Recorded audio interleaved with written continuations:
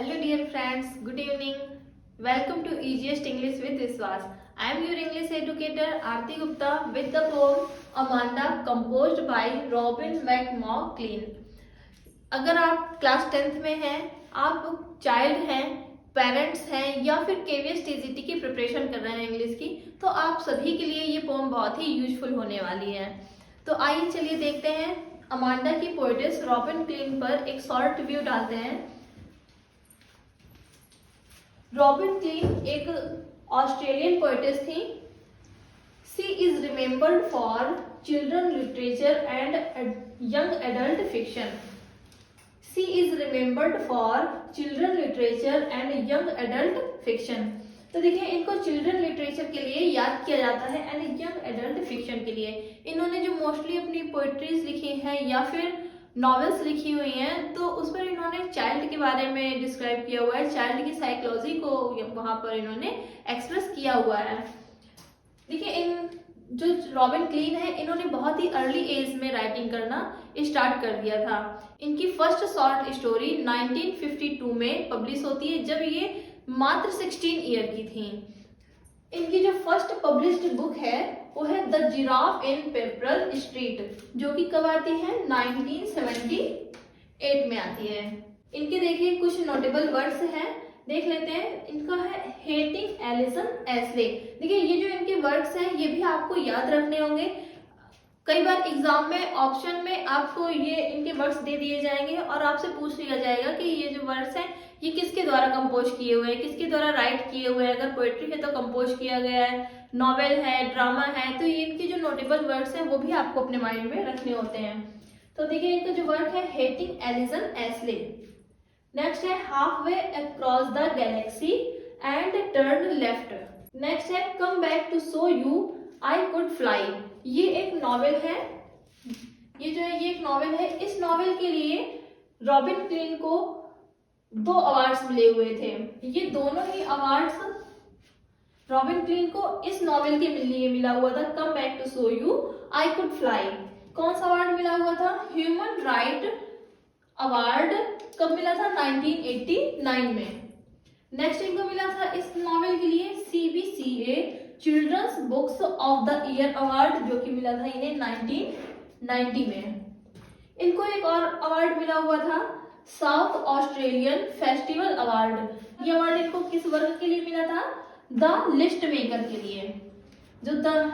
जो अवार्ड है south Australian festival award, ये अवार्ड इन्हें द लिस्ट मेकर के लिए 1998 में मिला हुआ था। देखिए, ये जो वर्क है ये नॉवेल है इनकी, जिसके लिए इनको ये दोनों अवार्ड मिले हुए हैं। इस वर्क पर इनकी एक फिल्म भी बनाई गई है 1993 में। उस मूवी का नेम है से अ लिटिल प्रेयर। से अ लिटिल प्रेयर। ये कब बनाई गई थी? 1993 में। तो ये भी आपको रखना होगा, ये इनका बहुत ही इंपॉर्टेंट नॉवेल है। तो आप देख रहे हैं कि इस नॉवेल के लिए इनको ये दोनों अवार्ड्स भी मिले हुए हैं और इस नॉवेल पर एक मूवी भी बनाई गई है 1993 में, जिसका नेम है से अ लिटिल प्रेयर। तो ये कुछ रॉबिन क्लीन से रिलेटेड पॉइंट्स थे जो कि आपको अपने माइंड में रखने होंगे। तो आइए अब चलते हैं, हम कुछ पॉइंट्स अब अमांडा से रिलेटेड देख लेते हैं, इस पोम के बारे में। तो चलिए आइए। देखिए, ये जो अमांडा पोम है, there are 7 stanzas. 7 stanzas making 25 lines. इस पोम में टोटल 7 स्टैंजास हैं और लाइन्स अगर हम टोटल करते हैं तो टोटल 25 लाइन्स हैं। 4 quatrains from mother and 3 triplet from Amanda।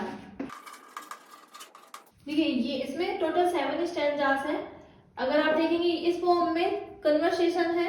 Conversation क्या, आप देखेंगे कि मदर की तरफ से बात बोली जा रही है और जो अमांडा से रिलेटेड जो स्टैंजास हैं ये अपनी इमेजिनेशन में जा करके उस बात को इमेजिन करती है।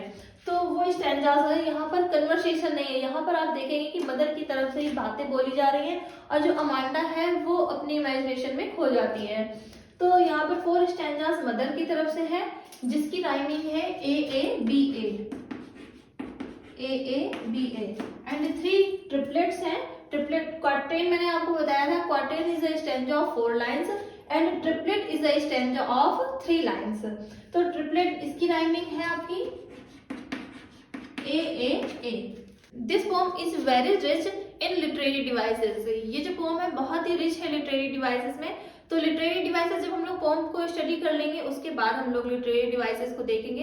देखिए ये जो पोम है, इस पोम में साइकोलॉजिकल बात बताई गई है। यहाँ पर मदर एंड उसकी डॉटर दोनों के बीच का रिलेशन दिखाया गया है। और यहाँ पर देखिए जो बच्चा है, बच्चे की साइकोलॉजी दिखाई गई है। जो बच्चा है वो इमेजिनेशन में रहता है, इमेजिनेटिव लाइफ जीता है, और जो हम ग्रोन अप्स होते हैं वो प्रैक्टिकल लाइफ जीते हैं। तो यहाँ पर दोनों के ही बारे में बताया गया है।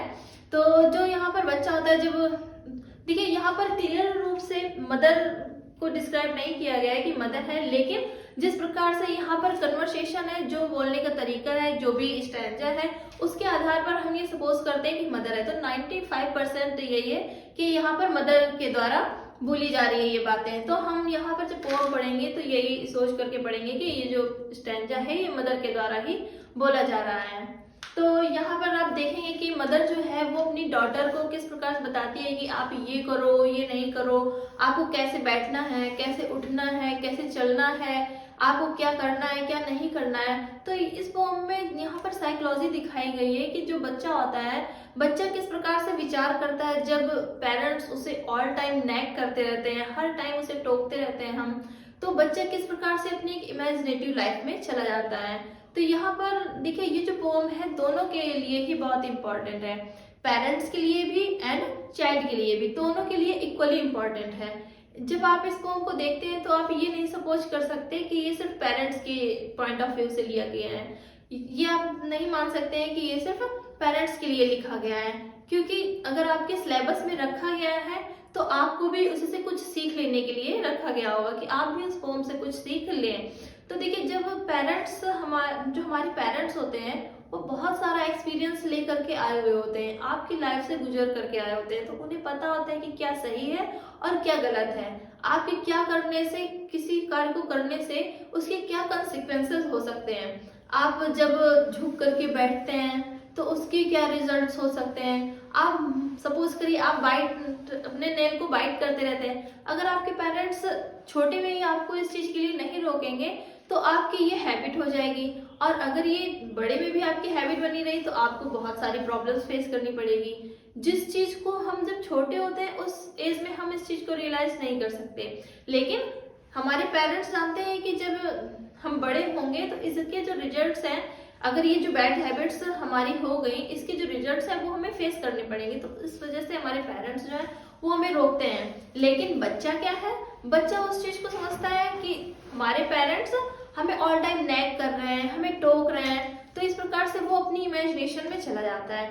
और पेरेंट्स को भी ऑल टाइम नैग ना करके उन्हें आहिस्ते से समझाना चाहिए, एक टाइम पर समझाना चाहिए। तो इस पोम में इस चीज को बहुत ही अच्छे से दर्शाया गया है, और दोनों के पॉइंट ऑफ व्यू से हम उस पोम को देखेंगे। तो चलिए इसकी टेक्स्ट वाइज स्टडी हम लोग नेक्स्ट वीडियो में करेंगे। Okay, thank you very much.